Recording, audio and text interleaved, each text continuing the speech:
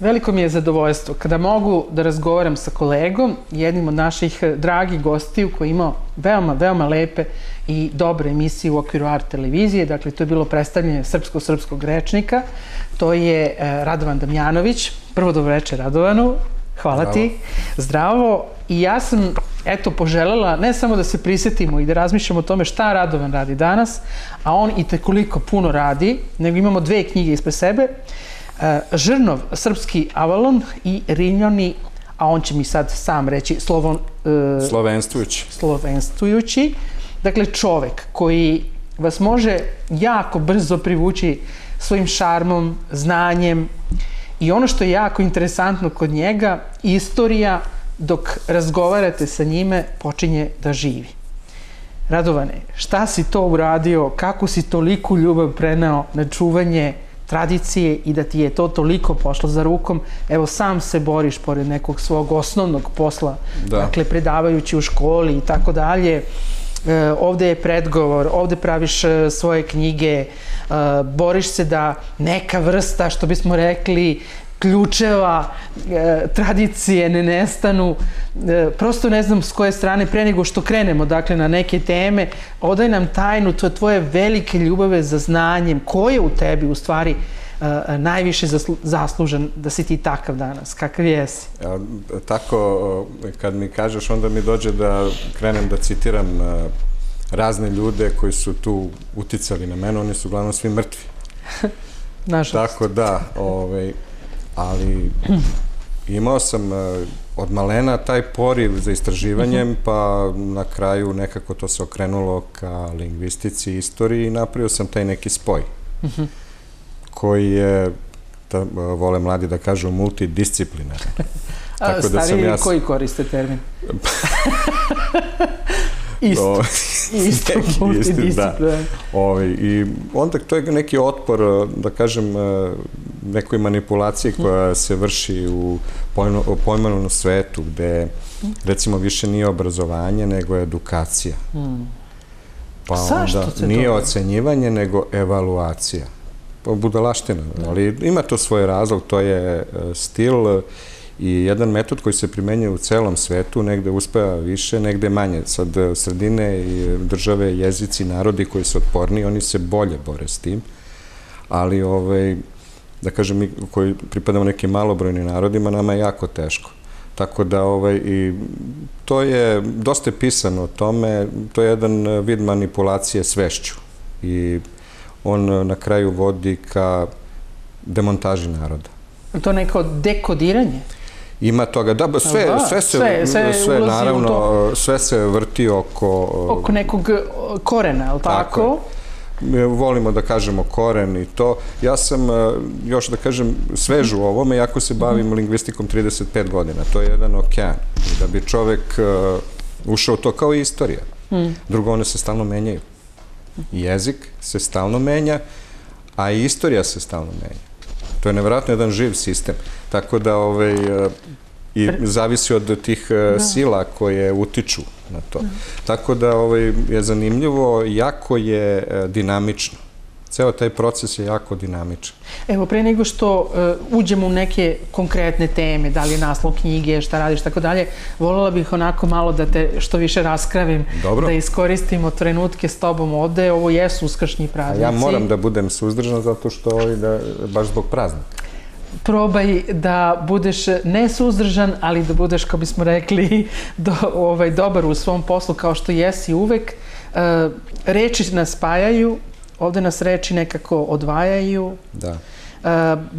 Dugo si u svemu tome, dosta si pravio, dakle, taj srpski rečnik. Jesam, još ga pravim. Još ga praviš. Sad pišem 3. svesku, završavam. Više od pola sam napisao. A šta se to dešava onda sa srpskim rečnikom? Pa, dešava se što imamo jednu odgovornost prema mojim čitaocima. Imam jako mnogo čitalaca, jer za ovih 14 godina koliko izlazi srpski rečnik, tu je bilo ko zna koliko izdanja, knjiga, ne znam ni ja. A ima 1. i 2. sveska i onda sad treba da izađe 3. sveska, da kažem možda na jesen ili na zimu, a to je dug proces. Ja ne mogu sad da imam, da govorim sad kao o robi, Ne mogu da imam lošiju robu, lošiji kvalitet nego što Prva i Druga svetska. I to je velika obaveza. Jer imam, kako kažu mladi, jako mnogo fanova. I oni od mene očekuju vrhunski rezultat. Prosto ne mogu da verujem da koristiš ti tu reč. Koristim. Pa da bi me ljudi razumeli. Moram da budem u toku. Tako da, kako da kažem, obožavalac. Što da ne? Da. Nemoj, Radovane, to da mi radiš. Mada je lepša reč, obožavac. Dobro, osjetit ćemo naravno ironiju i tekako kod tebe, mada to je lepo, nema srdžbe, nema ljutnje, ti si jedan vrlo borben čovek, ali nikada nisam primetila, bez obzira koliko god se boriš za neku tu, što bismo rekli, našu liniju, ili tu neku priču, nikad nisam osjetila agresiju kod tebe, uvek sam osjetila da si hteo sa znanjem da preneseš. Nema potrebe za agresijom, jer ljudi to što rade, uglavnom rade iz neznanja. Nedoučeni su, nisu pročitali dovoljno knjiga, onda ulaze u priču i ja sad volim da se šalim s tim. Ja sam sad već u fazi da mogu da citiram sam sebe. Ali zaista. Koja je to faza? Pa, to je pretposlednja faza. Ali to znači da si prihvatio sebe? Da. Pa evo, što kaže, ponekad sam sebi činim kao pokojni Dragoš Kalajić, onako, nešto bi rekao, pa ne smem, pa onda to preformulišem. I ima tu dosta stvari koje su neobične, jer, kažem, glavni konflikt dolazi iz neznanja.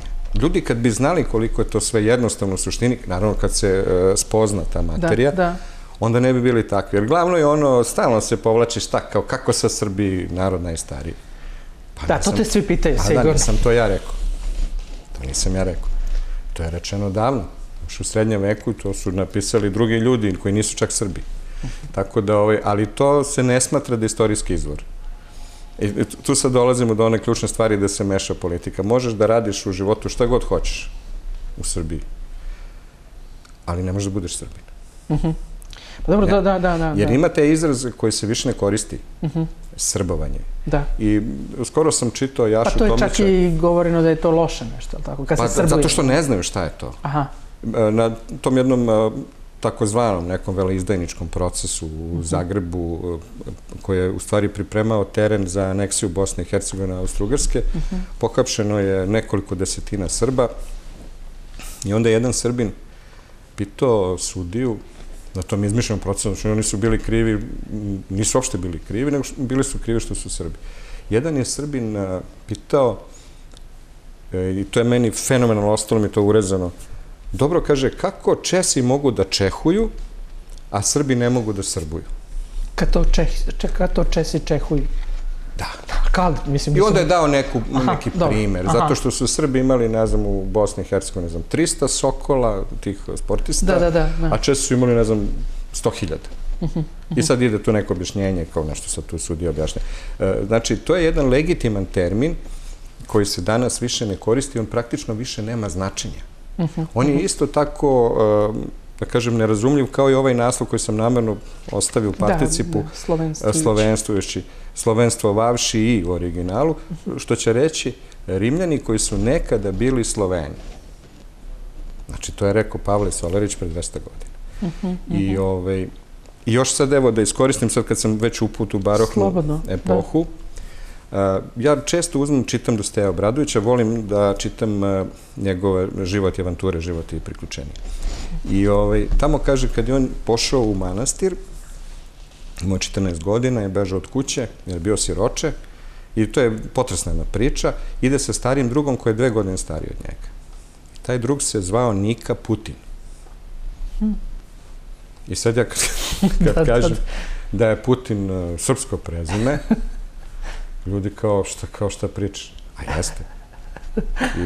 Ali sve ti ide na ruku, to je neverovatno. Ja se nadam da ću imati prilike da kažem jednom Vladimiroviću.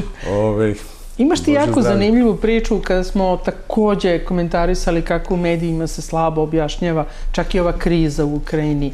Pa ne znam ništa. Ljudi, apsolutno... Ali to je čisto neznanje. Zašto se ne ide malo dublje? Zašto se ljudi... U čemu je problem? Pa mora da se zna istorija, mora da se zna geografija, mora da se zna istorijska geografija i da se poznaje elementarna lingvistika. Znači da je slovenski svet, a to znači srpski svet, je imao, da kažem grubo rečeno, 3 vrste govora. Ekavski, jekavski i ikavski. Iz našeg srpskog korpusa otet je ikavski i kao to ne spada u srpski jezik. Ista stvar je u Ukrajini. A poslije ćemo doći na onu priču o genetike, tako ja se nadam. Naravno. Ako bi mogao da uporedim situaciju u Ukrajini sa situacijom ovdje na ovom prostoru, to je kao istočna i zapadna Hercegovina. Istočna i zapadna Ukrajina. To su isti ljudi, s tim što jedni neće da budu Rusi, nego će budu Ukrajinci, a drugi hoće da budu Rusi jer su Rusi. A oni su svi Rusi. Kao što su u Hercegovini svi Srbi. Sad, šta je tu ideja? Ideja je, znači, upliv rimokatoličke crkve u jednu veliku 100-godišnju i skoro 1000-godišnju propagandu. Gde se jednostavno narod kroz veru odrođava. To je na 1000 primjera kod nas. Bilo, recimo, s Dubrovnikom. Ali da se vratim na ove dijalekte. Ukrajina, recimo, naša nacionalna manjina u Srbiji, ukrajinska, to su Rusini. Rusini, da. Na engleskom se zovu Ruteni, a u Ukrajini nema Rusina. A Ukrajina se brine o našoj nacionalnoj manjini i tim Rusinima ovde. A nema ih tamo, oni su tamo Ukrajinci. Politika. Da, znači, i tamo ne smiju da pisnu, na primjer, u tom delu zapadnom, da kažu da su Rusi, Rusini. To je neverovatno. I teraju ih da budu ikavci. Menjaju se table, ne govori se više noć, nego nić. Nije više selo, recimo, Lokot, Lakat, nego je Likot. Znači, promeni se tabla. To je to što pričam. Znači, sad, kako bi to ljudi uopšte znali? Onda treba znati istoriju Rusije, koja je ogromna, ne znam, imala u srednjem veku 7 velikih kneževina, pa kako su izdržavali pritisak Tatara, pa kako su se oslobađali, pa 3-4 centra su bila Veliki Novgorod, pa, ne znam, Moskva, Kijev, a Rusija je nastala u Kijevu. Ali to sad više nije Rusija. Dobro, to su istorijska pomeranja, to znam. To znam. Ali nemoguće je govoriti o tome, ja bar ne mogu da o tome govorim bez emocije. Jer znam ono što sam pričao i da kažem pisao to u Prvoj svesci, da su Sloveni odavde otišli na sever. Sad se pokazalo kroz genetske istraživanja da je tačno. I to mi je što kažu leglo... Interesantna priča, kada si mi takođe u tim svojim, što bismo rekli, potpuno furioznim komentarima koje je stvarno teško pratiti, došao si do tog nekog jako uzbudljivog podatka. Kako si, eto, tu ili priču možeš li... Pa ja sam, čitajući ruski letopis, povest drevne Rusije, tamo našao podatak, imao sam uporedni tekst, staroruski i novoruski, da kažem prevod, kako kažu Rusi perevod, kao mnogo se razlikuje od srpskog, jel? I tu u tom perevodu pominju se veverice u staroruskom tekstu koje se plaćaju kao danak, porez, a u novoruskom bijelke. I onda sam ja izveo jedan zaključak, a ne samo na osnovu toga, da je veverica stariji izraz i stariji varijetet, jer ona je brown boje. A Rusi danas kažu za vevericu bjelka ili belka, pošto je bela, polarni varijetet. I to sad isto ima sve svoje objašnjenje. Kako se menjala klima, narod je mogao da ide sve više na sever. I tamo je na kraju video i polarne životinje, koje nisu živele ovde. I došlo je do te promene. Međutim, to se sasvim poklapa sa onim podatkom iz povesti gde se kaže da su oni otišli sa Dunaja u Rusiju. A ne samo u Rusiju, nego u Češku i Poljsku. Znači, sve to što je naseljeno je sa Dunaja. I to baš konkretno sad, da se ne različimo mnogo, s ovog prostora gde smo mi sad. Pa dobro, ali kada slušamo, ne možemo apsolutno stvarno, kada slušamo sve te informacije, imati tako jednu duboko znanje. Dosta se površno onda brzo donose zaključci, politika se vodi na nekom, što bi se rekli, ja ne znam čak ni pola političara koji bi možda znali sve to. Da li je to neka vrsta manipulacije? Pa jeste i manipulacije, treba puno vremena potrošiti, a to ljudi nemaju vremena. Treba čitati knjige, treba da kažem, ajde, se pročita jedna knjiga nedeljno. Ko to radi? Ko to radi, da. Pa niko. Ali ovaj sad ruski genetičar koji živi u Bostonu, Kljosov, on je rekao da su preci današnjih Rusa živeli ovde gde smo mi sada. Znači Srbija, Republika Srpska, to, Crna Gora, Hercegovina. I da su pre 4.500 godina muški predah Rusa je otišao odavde u Rusiju. I ima to kako se to prati. To je, mislim, obimna studija i ozbiljno urađeno. I tek, da kažem, će biti, kako bude napredovala ta tehnologija, moći da se ide sve dalje u prošlost. Koliko sam ja shvatio, on može da ide u prošlost jedno 8.000 godina. Ali, Radovane, 16 mutacija može. Kada kažeš da je stvorena, dakle, ta velika imperija, što bi se reklo, odavde sa ovih prostora, pa onda sve nešto veliko stvoreno van ovih prostora.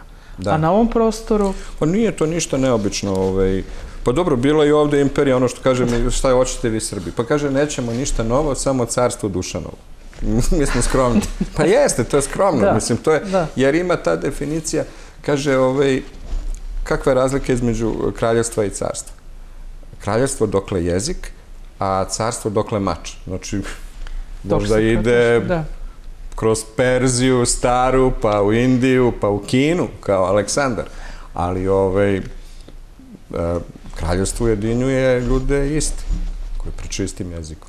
I to je najprostija definicija. A onda kako objašnjavaš, pošto još uvek ne krećem na konkretne teme, ne krećem na knjige, nego baš zato što su to neka čudna mesta, ajde uzmi blažu reč, neću da kažem konfliktne situacije, gomila političkih problema, tek oko toga, znaš i sam. Kako to da nas prate vrlo, vrlo čudne karakteristike? Nesloga, sukobi, čak ne znamo ni da čuvamo tradiciju. Šta se tu onda se to stalno večito stavlja kao raskrsnica puteva i tako dalje? To je veliko pitanje, ono zadire u filozofiju istorije. Zato si ti tu? Da. Pa ja kao filozof istorije. Izvoli. Ako bi mogla da govorim. Citiraj sebe, Radovan. Da, evo počet ću da citiram sebe. Izgleda da srpstvo, o kome sam govorio već, podrazumeva jedno određeno opterećenje. Ono što kažu Englezi burden. Breme. Da, o srpske reči breme. Hvala ti. Ne znam sad kada neko gleda... Dobro, sve odavde. Pa nema šta, sve objašnjeno. Ja sam sve objasnio. Znači, ljudi samo treba da uzmu da čitaju, ali ne, ozbiljan sam. Mislim, sad malo smo veseli, tako da je okej. Ali ja sam sve objasnio. Krenuo si od Bremena? Bremena, ima tu neke težine. Teško je biti Srbin. Jako teško je, nosi velike obaveze. I zato se od srpskog stabla stalno otpadaju grane. I evo, ja sam tu dao sjaset primjera. Za mog života odvojilo se, ne znam koliko beše, Sloveni, Makedonci, Crnogorci, muslimani, oni su sad Bošnjaci i tako dalje. Je li tako? Dobro. Sad, zašto je u periodu od 2000 godina, a sad dolazi ova Kljosovljeva teorija i moja lingvističko-istorijska, koje se tačno dopunjuju, to se znači događalo i u prošlosti. I evo sad... To znači da smo plodni? Pa ne, nego jednostavno nekako kao ko ne može da podnese da bude Srbin, on postane nešto drugo. Pa nemoj, ali to je ta filozofija istorije. Jer ja ne mogu da znam sve razloge, ali vidim da se to događa. Ja moram da budem i na svim stranama večeras u tom razgovoru, zato što dobro znaš, ma sigurna sam tek kada sedneš sa svojim prijateljima ili ljudima, ti si vrlo tu otvoren i kod tebe nema, što bismo rekli, dnevne politike. Ovde se ne radi o dnevno-političkom razgovoru. Međutim, koristi se dakle, ta pozicija srpstva za dnevno-politička? Da. Kako ćemo to? Evo, vrlo lako. Kad je bilo ono buđenje naroda, namerno nisam teo da objavljam knjige. Da. Sačekao sam lepo prođe 10 godina, da se narod probudi, pa da zaspi, pa da... Tako da ne bi bilo da ja sam sad jašem na nekom talasu, da naplaćujem nešto i tako dalje, neku euforiju. Da. To me ne zanima. Jer u suštini, šta je... Pa, definicija etimologije da je istina. To je nauka o istini. Ona govori o pravom, šta je u stvari taj pojam, ta reč, o suštini njegove. I, znači, ne mogu da se bavim etimologijama da lažem, to je nemoguće. Mislim, to bi bilo ludilo neki, to bi bio neki inženjering, a to mene ne zanima. Znači, samo me interesuju činjenice i uvek sam donosio samo činjenice. I da se vratim samo još ovo, pošto ima asocijacija, ostala mi jedna, imamo neke knjige koje su kao istorijski izvori, a neke nisu. Jer ima taj neki crna eminencija ili siva eminencija u srpskoj historiografiji, a to se vuče od Berlinskog kongresa, možda još i pre toga, da jednostavno neke knjige se ne uzimaju u obzir, koje su istorijske, od ozbiljnih pisaca, recimo kao Mavro Orbin što je pisao Carstvo Slovena, na italijanskom, do duše, 1601. objavljeno u Pezaru, tamo kaže da su Rusi došli za vreme cara Vitelija, to je 69. godina naše ere, u Miziju, to je Srbija, i tu su se nazvali Rašani. Raška, dobro. Znači, to je... I sad Mavro Orbin nije izvor. Nije ni, ne znam, Polibije, nije... Pa, ono što je, da kažem, što ide nama na ruku, govore nekoj starini, o nekom nečemu, to se ne uzima. I to je stalno tako. I uvek postoji jedan, dva ili više ljudi, arheolozi, istoričari, koji to koče, koji su štetočini. I sada postoje, oni su živi, neki su umrli, ali koji su prave štetočine i koji prave štetu, ozbiljnu materijalnu štetu, uništavaju materijalne dokaze. Malo zvuči kao da je paranoja. Pa malo zvuči da je kao paranoja, ali... Moram i to da postavim kao pitanje, jer deluje kao da mi nikako ne možemo da budemo na onom mestu koje nama pripada. Pa velika je borba. Velika je borba, velike su sile u pitanju i ozbiljna je stvar. I to nije borba koja je od juče. Da. A zašto ta borba toliko dugo traje? Pa nemam ja sad sve odgovor. Ja samo mogu da vidim da je borba i da se čini šteta i da mi pružamo otpor. I dokaz je toga da kažem da smo u pravu, što na kraju kraja ipak će ta istina da izbije. I nije ona priča naša srpska od cara Trojana kozije uši. Na kraju će frule da sviraju da su u Trajana kozije uši. Pošto ne smiju ljudi da kažu. Naravno, na svako pitanje nisam ni mislila da će biti odgovora i zašto je teško i zašto je raskrsnica i tako dalje. Međutim, ipak smo hteli da večeras možda s tobom kada se razgovara čovek dobije inspiraciju da se bavi time. Ja mislim da si najviše, pošto sam dosta toga izdaješ normalno, jako je teško danas uopšte knjigu i prodavati i tako dalje, ti si kao neka vrsta misionarskog nekog posla. Čini mi se, tako te doživljavam. Pa da. To je to. Tačno tako. Jednostavno, to je misija. Imaš neki svoj lični zadatak? Imam. To je nešto, da kažem, kao nagon. Eto. Sasvim prirodno. Da.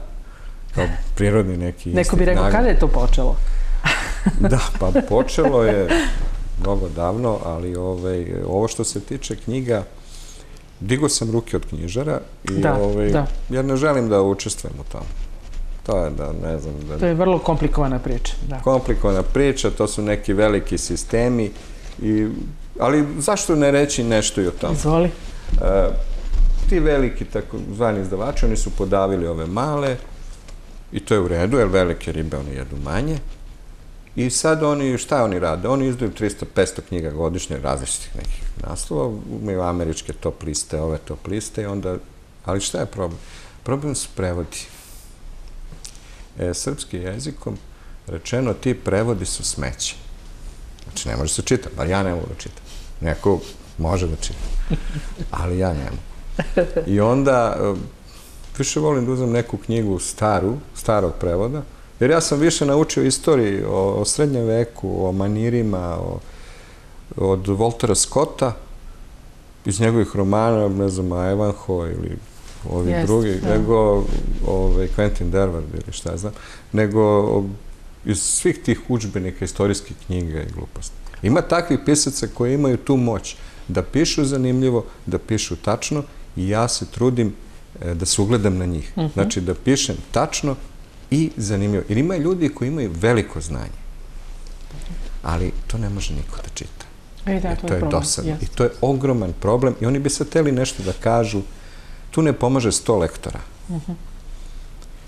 Kako si našao taj tvoj stil onda? Pa stil je jednostavno, to sam ja. Znači ništa to nije. Ja tako kako govorim, ja otprilike tako i pišem. Zato može da se kaže to je neki baš narativ. Kao govorni jezik. Znači ugledam se na ono što su rekli još starije Turci, a preuzeo Sava Mrkalj, pa Vuk Karadžić, piši kao što govoriš. Kao što govoriš, jeste. To su naši stari još kad su živeli u Italiji. Mada ti govoriš kao što pišeš. Da. Ja govorim bolje nego što pišem. Jer ima, uvek u pisanju ima jedna mala zadrška. Jer da, čitat će možda i neko dete, da se uplaši ili... Imam to. A kad sam u nekom društvu, ne znam, mojih vršnjaka, odraslih ljudi, pa ja mogu još i lepše da to objasnim. Kako to... Živopisnije. Da. Kako to bude. Potpuno se slažem. Što je dobro. Ali je interesantno, tebe krasi, znači, sem tog dubokog, što bismo rekli, jedna duboka brazda, da ideš duboko, tražiš sve te žile, spajanje i tako dalje, otvaraš nama na neki način koji nas mrzi ponekad. Završimo škole, ali tako, uđemo u neke sisteme i odustanemo od toga. Sve to razumijem. To je stvar energije. Neko nema energije. Nema energije da ide peške. Mora da ide prevozom. I to je u redu. I ja kažem, ja sam najveći demokrata, ne na svetu, ali u regionu, sigurno. I znači, ne mogu ljudi, ja i ne očekujem od njih, ne očekujem od njega da, ne znam, za 45 dana pročita 30 knjiga na stranom jeziku. A to se tebi dešava? A ja to mogu.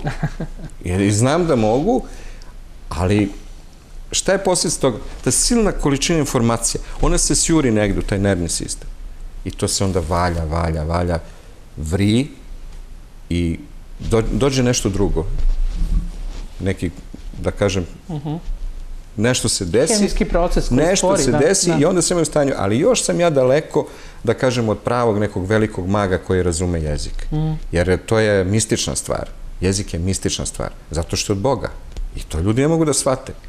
I sad kaže, ja sam... Pa ne možeš ti da provališ jezik matematički. To kao kad bi matematički dokazao i video po kom sistemu funkcioniše u univerzumu, kako Bog i kako su ti brojevi to. To su pokušavali, to znaš? Pa ne, oni završe, ljudi idu, pričaju, idu po šumu, negdje vezani budu. Rekonstrukcija velikog praska i tako dalje. Ja u tome uopšte neću da razmišljam i meni se javljaju ljudi, pa kaže, ja sam rešio ovo, ono, kažem, čuti, pusti me, dobro, rešio si, on, kao, ne smijem ni da pominjam šta su me sve ljudi pričali, kako su rešenja našli. Jer problem je što reči su u stvari daleko od one izvorne energije. Energija je sabijena u glasovima. I svaki glas ima svoje značenje. I onda od tih malih, da kažem, izvornih značenja sklapaju se, da kažem, neka izvedena. Pa onda dobijemo grupe po 2 glasa i onda, tek onda nastupa koren. 3-4 glasa. I onda reči. Tako da, što kaže jedan tu moj prijatelj, i on hoće sad bude etimolog i super, ja to podržavam, kaže, rešio sam zašto, kaže, Englezi kažu root, za koren. Jer kad izvučeš agrepu, ona je rutava. Fenomenalno. Šta znači kad se ljudi, a još je i crvena? Rud. Rud. Da, i rut. Tako da tu je sve. I zaista je tako. I koliko ljudima malo treba. Recimo, na engleskom, ne znam, kaže se sopstvo self, kao u lošem prevodu, a na nemačkom selbst. I interesantno koliko to se sve vrti oko tog početnog, mada Nemci ne mogu da na početno sve oni prebace u Z, ali koliko se vrti oko tog S, pa vuče tamo na Srb, vrlo interesantno. To je velika energija tu, velika energija. I šta sad hoću da kažem? Sad, daleko sam ja još, ono što kažem, možda ako poživim... Poživit ćeš. Dobro, odlično. To smo se dogovorili. Ono što je mogla Ranka Kujić, ona je razumela, i ja mislim da je ona, možda Milan Budimir, ali mislim da je ona veći lingvista od njega, ona je razumela klicu reči. I ona je tačno znala šta je, koji glas, zašto tu stoji, kako, to je neverovatno. I zato je bila dobar prevodilac. Zato je mogla perfektno da prevodi sa engleskog i sa velškog. Zato što je razumela suštinu jezika i osjeća, nije toliko razumela, jer to mora i da se osjeća. To je kao, ne znam što kažu, mora da postoji neki prirodan talent. Obično kada se kaže kod prevoda je teško, znači iz jednog jezika koji ima jednu atmosferu, je li tako, da se stvori drugo, ti kažeš da ima dosta tih veza između našeg i eto, večera smo pričali malo o engleskom, malo i tako dalje. Međutim, nije lagano uopšte doći do nekog, to je jedna velika nauka. Mada stvarno živimo u vremenu toko površnog bavljenja svim i svačim. Ne kažemo samo prevodom, nego jednostavno ta neka želja da se ide jako plitko. Nesposobnost, svi kažu da nemaju vremena ili da žure nešto, onda opet i ako negde stignu, tamo ne znaju šta da rade. Znači, stalno smo zarobljeni negde da moramo da stanemo, da se bavimo nečim. Malo smo krenuli izokola, međutim, kada sam na poklon dobila 2 knjige, Žrnov, Srpski Avalon i, kao što sam pomenula, Slovenstvujući Rimljani, Pavle Solarić, ovde je Damjanov uvod, a ovde je Damjan sam vodio bitku da svima nama kaže, ako idete gore, razmišljajte šta je bilo. Ovo je vrlo, što bismo rekli, potresno. Vrlo potresna, mala, kratka, što bismo rekli, jednostavna priča. Eto, evo, sad da se vratim na ono što si mi rekla kao paranoja. Pa je to paranoja? Nije. Ali je li ima ovde objašnjenja? Kako ovo da objasnimo? Ima objašnjenja. Pričamo, dakle, o Žrnovu. Ima objašnjenja. Ja sam dao neke objašnjenja. Da. Da su Lovćen i Avala akupunkturne tačke srpskog naroda energetske. I one su morale da budu oskrnavljene. I to je cela priča. Jer i u Žrnovu je postojala crkva, ali nije bio nijedan srednjovekovni srpski grad bez crkve. A i na Lovćenu je bila kapela. Sad je više nema, sad je, ne znam šta, autoput. Dobro. Uzletište za Marsovce. Tako da, kako se to objašnjava? Kako se da? Je to sad paranoja? Da izađe vojska, minira i sruši srednjekovni grad. A u isto vreme, Englezi ima ovoliki zidić, to se čuva. I to se zove, ne znam, katedrala, ne znam, Rosseva, ne znam kako. A čuvaju? Jel' tako? A onda naš kralj, Aca, naredi da se razbuca u onoj siromašnoj Srbiji. I da kažem kraljevini, jel? Pričamo o 1934. Kada si sastavio si priču, građu, vrlo jednostavno, potresno, ima fotografija. Ima, da. Koliko je teško sakupiti sve to? Ovde smo videli čak i neke slike koje nismo ranije videli. Pa neke nisu nikad bile. Ja sam odno i podelio muzejima beogradskim i tako. Ima smešna anegdota. Ja dođem jedan dan ujutru, pa dođem ponovo popodne jedan muzej, pitam, tražim nešto da ima žena, kaže, jao, baš, kaže, jutro zdono jedan čovjek. To sam bio javno, bila neka smena i tako. To je ludilo.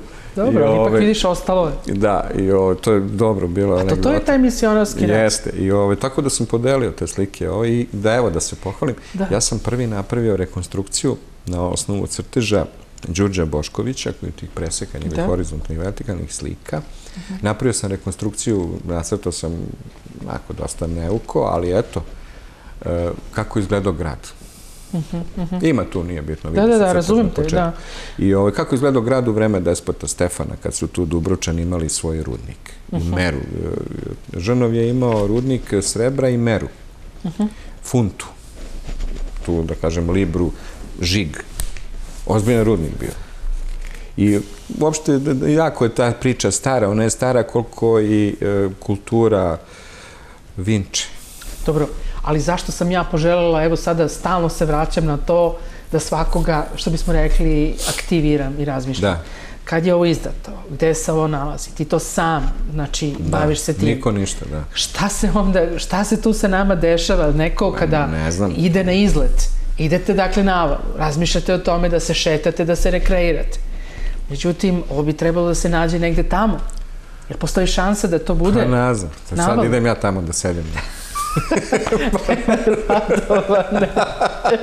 Pa dobro, ako si... Ponesem knjige u kesi i sednem tamo i kao evo ima. Pa ne znam. Može. Divan je način na koji pričamo, zato što stvarno zahvaljujem ti se na tom osmehu. Ne, ali izvini, molim te. Izvini, molim te. Izvoli. Zaboravila si da kažeš da je knjiga trojezična. Da. Engleski, ruski i srpski. Srpski, da. Da, to je jako... To je tvoj prevod? Ne. To su preveli moji prijatelji. Moj je srpski tekst. Oni su preveli jako dobar prevod. I engleski i ruski je fantastičan prevod. Prevela Sava Rosić. Sa engleskom pretragu Stankoviću Ciletu, na ruski Savi Rosić. Je li tako? Pa eto. I stručna pomoć Petru Rosiću. Jeste, on je čovjek nešto pomagao. To su ljudi koji su sa tobom. Tako da, eto, ima, radi se. To je izašlo 2012. godine. Mi pričamo sad, ovo je... Ma izašlo i ranije. Je li tako? Ti tu knjigu što držiš, ona je izašla 2012. A to divotno izdanje koje ja ne mogu više da štampam, koje je na Kunzdruku i bila šivena knjiga, izašla 2007. I niko ništa. I ništa? Ne. Znači, trebali smo čekamo 2014. Pa zato što se ovde najviše otkupljuju knjige stranih izdavača.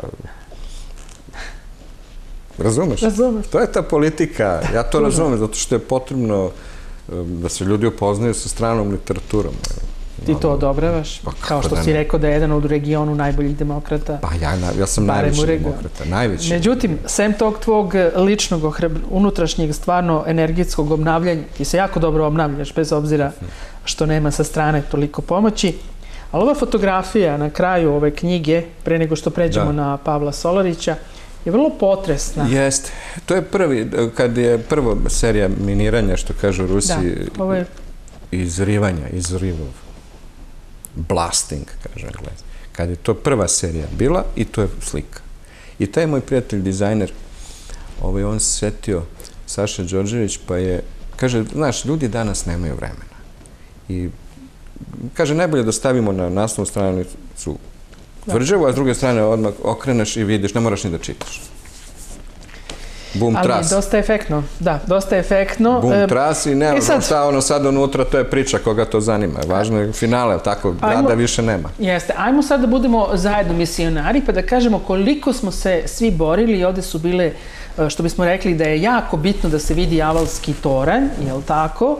Pre nego što dođemo, dakle, kada se približimo Beogradu, jako nam je bitno da vidimo Avalski toranj, ono svetlo.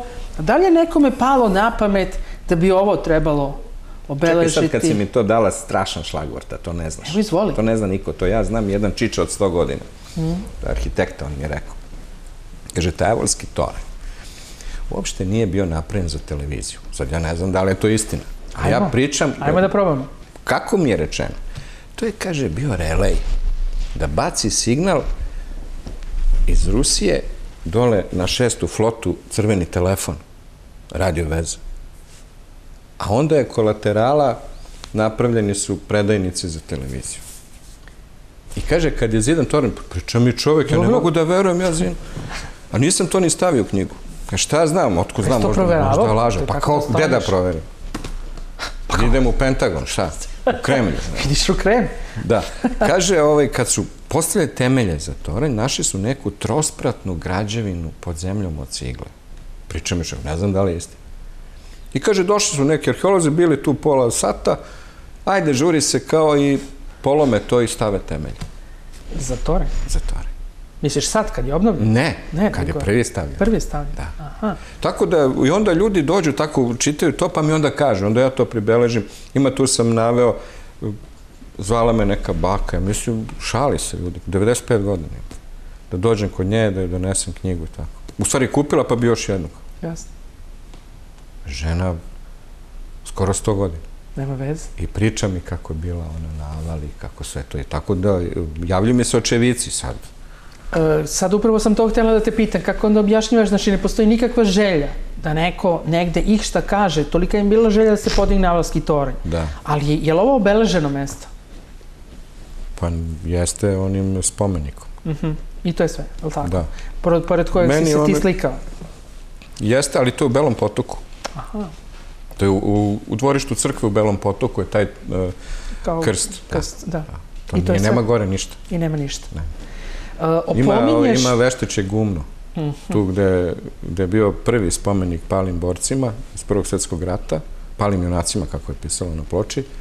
Tu je sada onaj kao krug i odatle se polazi u stepenice, to su neke te magijske. To su, ne znam što. Ne ulaziš u to. Evo malo da odvojimo vremena za ovu divnu. Kažeš da si se ovde kako... Da, to mi je ponos veliki. Zato što, evo da kažem ljudima koji ne znaju, 200 godina čekala ta knjižica mene. I ja je prilagodim na savremeni srpski jezik. Pa nije slučajno. I ja sam prvi preveo sa slaveno-srpskog, prozu Pavla Solarića. Eto, da ništa nisam uradio u životu. Dobro, ali to je to, ali tako? To je to što je tebi. Ajmo sada za to što kažeš da si preveo. Znači, ona je stvarno... Pa ja sam napisao prilagodio, ali glupo je reći, ima Englezi izraz odličan. Abridgment, građene mosta, premošćavanje. U stvari, osavremenio sam, ali ostavio sam tu baroknu konstrukciju, da se uhvati taj duh vremena. Ili, da kažem, Zeitgeist. Ako smemo u ovoj emisiji. A zašto da ne? Radovane, to je tvoje... A znaš zašto sam to rekao? A, reci. Zato što je geist srpska reč. Pa nisam ni sumnjala kad s tom pričam. I znači, dolazi, to je iskvarena srpska reč, od srpske reči gost. Jer božanstvo je gost. Ghost je na engleskom i duh? Pa da, gost, od srpske reči gost. Od srpske reči. A zašto? Zato što mi njega vidimo u dimu, u gasu. Srpski jezik je najstariji jezik. Mislim da bi bilo divno za kraj, ali imamo još par rečenica. Ovo je bilo toliko dramatično. Da. Jer ja nikad ne koristim strane reči. Ti govoriš sve na srpskom. Da su sve srpske reči koje su malo oni deformisali, teško im je da izgovore. To je Radmilo Stojanović perfektno objasnio. On je živeo 100 godina. I živeo u ulici koja se zove po njegovom ocu, Kosta Stojanović. Šta reći za takvog čoveka? Najveći sanskritolog ikad u Srba. On je rekao da što se ide više prema zapadu, opada broj padeža, mislim, govorimo o Evropi, naravno. I na kraju, kad tamo dođe do ostrva, oni se guše, ne znam da govore. To je priča o engleskom jeziku. A to nisam rekao ja, molim lepo, to je rekao Radmilo Stojanović. Ne citiraš sada sebe, nego citiraš... Ne, eto, ne znam šta mi je, pa sam citirao... Pa citiraju druge. Da. Moja dužnost večeras, ili moja misija je bila da podelim sa vama druženje ili lepotu znanja, neverovatan duh Radovana Damjanovića, koji ne samo da je naš neki, kako bismo rekli, bavio se i novinarstvom, piše, misiju svoju završava, ali tako, ili ne završava, nego je radi. Treća sveska treba da izađe negde na jesen. A sve sam. Sve sam. I dalje sam. Da. Znači, ljudi mogu tvoje knjige da nabavljaju tako što imaju ovde napoleđeni tvoj broj telefona. Pa idu na sajt, kucaju, ima taj izmišljene Google. I onda kuca se Radovan Damjanović i odmah izađe sajt i tamo imaju telefon i sve. Ili kucaju srpsko-srpski jedna reč.org valjda će sajt raditi, ne znam. Samo da te pitam, imaš u suštini, mail ti je na srpskoj, na ćirilici, a sajt mora tako, je li tako? Ne, sve može i ćirilicom, latinicom. To sam htjela da te pitam, kako gledaš na to čuvanje ćirilice, ima puno organizacija, puno priča. Ima, da, ja im nekad i pomognem nešto. Jel pomažeš nešto? Pa nešto ako treba, ali dobro, mogu oni bez mene. Mogu, jel da? Pa mogu, ima dosta tih ljudi. Tako da, pa zato te pitam kako gledaš na to. Pa bore se koliko mogu, da, pa gledam, bio sam kad na sajmu knjiga, baš nekako sam ih jedan posjetio 2 puta, nije to loše, odlično je to. Kako te političari gledaju, jel te neko zvao, jel se negde... Ne znam ja nikog. Niko ništa, jel ti neko pitao, Radovane dođi pa pomozi malo? Nije, ma kakvi. Pa dobro, ali nije još zagustilo. Nije? Nije. Kažeš da je bitka duga? Pa da, duga, ali... Polako. Polako. Ima puno dramaturgije, to je ono što je lepo. Možete osjetiti dramu, možete osjetiti priču, ali je ono što je, evo, treba da u toj radosti nekako, bez obzira što su teške teme, mogli smo sve, mogli smo imati ovde još neki ljude s koji bi s tobom razgovarali, vidjet ćemo, nastavit ćemo tu priču, Bože zdravlja. Uskrs je, Radovane, vidiš li neku ti uopšte tu simboliku, kako gledaš na taj praznik, koliko je to tebi značajno? Jesi ti obnavljaš se u stvari svaki dan? Pa, da ti kažem nešto, ja ne volim da govorim o tome. Ne? Ali reću ti zašto, nije to nikakva tajna. Zato što mnogo se ljudi prave taj self-marketing preko pravoslavlja. A ja sam bio pre 35 godina u Hilandaru. Znači, ja sam stari, da kažem, neki taj tu u toj priči. I ima smešnih stvari, ulazi policija u voz, srpska policija kad je ušao voz i pravo na mene, kaže, pravoslavnu literaturu. Kaže, imaju puna torba. I oni otvaraju, ali sve su knjige štampane u Beogradu. Nisu mogli da mi ih uzmu. Šta ti ovo, kako? Preko nosio sam u Hilandar da udarim pečat. Ja sam ko zna, punu torbu knjiga, nisam ni imao prtljag. Izudarao veliki pečat, Carska lavra, fenomenalno. Ne znam, Matinčin apostol, šta sam sve nosio, Lestvicu u prevodu Dimitrija Bogdanovića. Znači neke, da kažem, meni bitne knjige i za uopšte istoriju, neću da kažem vere, nego razmišljanja. Pa, ono što... Tako da, eto, mislim da sam odgovorio na pitanje o Vaskrsu. Jasno. Nećemo, mi ćemo ostati tako, što bismo rekli, dramatično zamišljeni. Ne dramatično, nego... Dramatik. Ono što sam htjela večeras da vam prenesem, a to je put kojim idemo svi zajedno, pridružujemo se jedni drugima, radujemo se sličnima.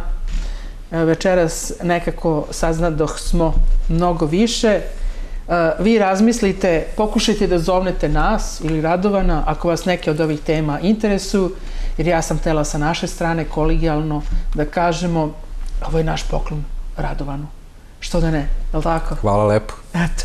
Srećan Uskrs, praznici, vidimo se dakle sljedećom pričom kada pričamo opet o muzici. Ovoga puta želela sam i ja da imam jedan delić svoje emisije o ovome što nije moj posao. Naravno, možda pored Radovana kad bi sedao njegov kolega, pitanja je bila drugačija, ova su pitanja bila i srca. Bila su pitanja odlična. Hvala, vidimo se.